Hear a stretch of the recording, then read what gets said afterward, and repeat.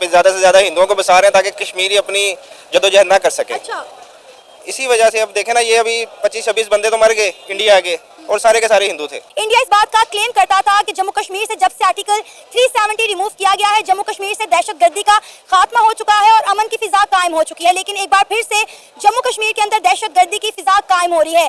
तो जब आप इमाम की मर्जी के खिलाफ करेंगे तो इंसानी फितरत है कि इंसान कभी भी गुलामी कबूल नहीं करता। सर, इंडिया जो है वो तो धड़ल्ले से ये बात कहता है कि यूएन को अपने फैसले के ऊपर गौर करना चाहिए कि कश्मीर जो है वो इंडिया का अटूट अंग है, लिहाजा जम्मू कश्मीर को इंडिया का हिस्सा डिक्लेयर कर देना चाहिए। पाकिस्तान ने उनके उधर जाके क्या करना है, उनके बंदों को मार, पाकिस्तान ने मरवाने हो तो इंडिया के अपने शहरों में मरवाए। ऐसा कुछ भी नहीं होता, ये सबको पता है। ये अपने समझ दिल को तसल्ली देते हैं। ठीक है, हमारे तो वैसे फाउंडर ने कहा है कि कश्मीर हमारी शहरग है, सही है, तो वो शहरग आपको प्रूफ करनी पड़ेगी ना। वो प्रूफ किस तरह होगी?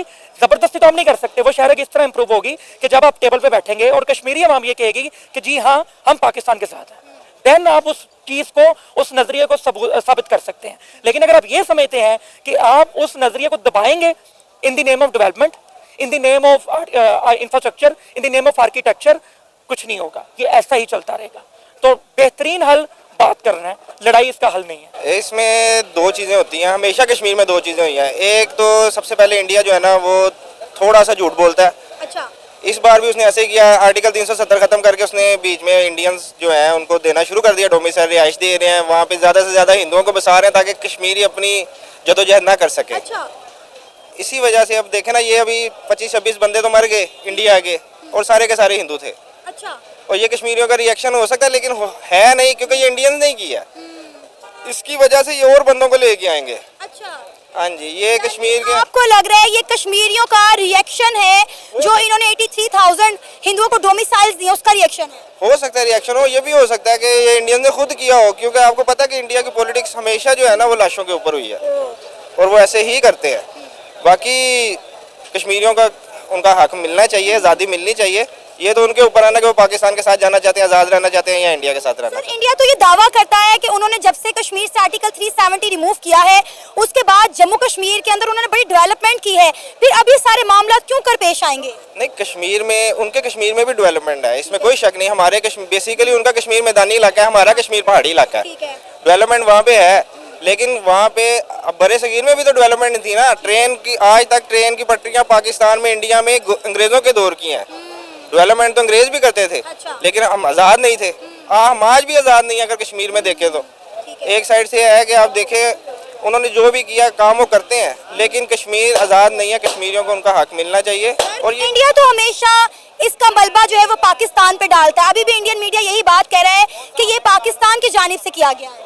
नहीं, ये तो झूठ बोलता है ना। पाकिस्तान ने उनके उधर जाके क्या करना है, उनके बंदों को मार, पाकिस्तान ने मरवाने हो तो इंडिया के अपने शहरों में मरवाए।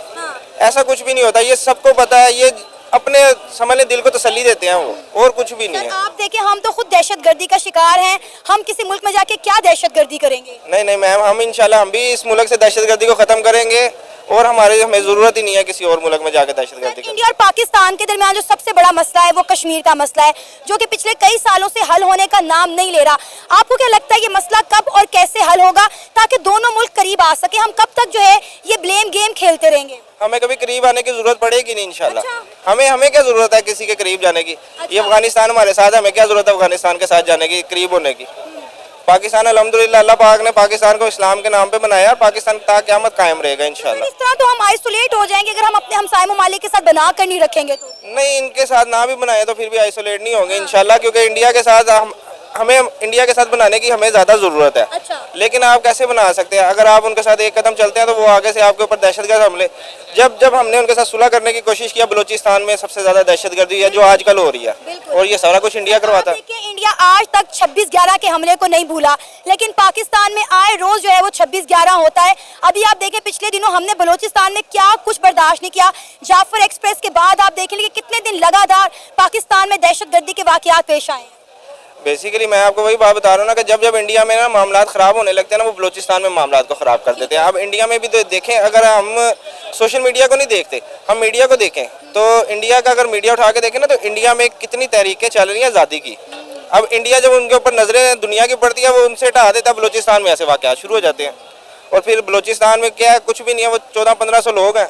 जैसे हमारे आर्मी चीफ ने कहा है तो इंशाल्लाह वो बात हकीकत है कि उनकी 10 नस्लें भी हमसे अब बलूचिस्तान नहीं ले सकती। अल्लाह के हुक्म से पाकिस्तान कायम है, पाकिस्तान इंशाल्लाह कायम रहेगा। सर आपको लगता है कि हमें इंडिया के साथ ताल्लुकात बेहतर करने की ज़रूरत है? अगर पॉलिटिकली देखा जाए तो इंडिया के साथ हमारे ताल्लुकात बेहतर होने चाहिए। पाकिस्तान की और इंडिया की तिजारत के साथ पाकिस्तान को बहुत फ़ायदे हैं, लेकिन जब एक फ्रीक अब झुक के तो नहीं ना कर सकते आप किसी के साथ, एक बंदा करना ही ना चाह रहा हो तो हम उनके आगे झुक तो नहीं सकते। इसलिए हमारे जो लोग कहते हैं नहीं करना वो बिल्कुल ठीक कहते हैं। लेकिन सर देखें, जब तक कि कश्मीर का मसला हल नहीं होगा इंडिया और पाकिस्तान के ताल्लुकात बेहतर नहीं हो सकते। हमारे दरमियान सबसे बड़ी दीवार ही कश्मीर है। बिल्कुल ऐसे ही है। कश्मीर बेसिकली कश्मीर आप देखें, कश्मीर में से पानी पाकिस्तान का कश्मीर में से आता सही है। है, इंडिया का पानी कश्मीर में से कितना जाता है। तो ये कभी ऐसा ये एक मसला ऐसा है जिसको हल करना बहुत मुश्किल है। कहते हैं कि इस सदी का सबसे बड़ा मसला कश्मीर है। कश्मीर से 2019 में आर्टिकल 370 रिमूव किया था, उसके बाद से कश्मीर में हमने बड़ी डेवलपमेंट की और कश्मीर के हालात बड़े नॉर्मल हो गए हैं। फिर अभी एक बार फिर से कश्मीर में दहशतगर्दी क्यों परवान चढ़ रही है? अच्छा, इसमें ना सबसे पहले तो आपको ये समझने की जरूरत है कि आर्टिकल जो 370 रिवोक किया गया था वो बेसिकली कश्मीर का स्पेशल स्टेटस खत्म करता है। बेसिकली आप सबसे पहले तो रूट कॉज को ही खत्म कर रहे हो ना।